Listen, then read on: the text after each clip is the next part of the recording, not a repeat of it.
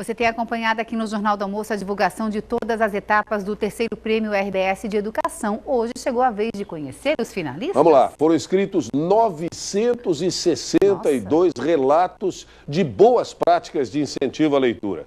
Os avaliadores, são especialistas em mediação de leitura, selecionaram, ó dificuldade, 8 de Santa Catarina.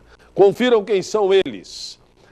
Na categoria Escola Pública, os finalistas são Rosângela Kirches da Silveira, Escola Básica Coronel Antônio Lêmico de Águas Mornas, Josiane Teixeira, do Centro Educacional Pedro Rizzi, de Itajaí, Viviane de Carvalho, do Colégio de Aplicação aqui de Florianópolis. É isso aí, na categoria Escola Privada foram escolhidos os trabalhos de Camila Zucchetto Brambila, do Colégio Paulo Freire de São José, Ana Paula Michelete Sanches, do SESI de Jaraguá do Sul e Felipe Lovenberger, do Colégio Machado de Assis de Joinville.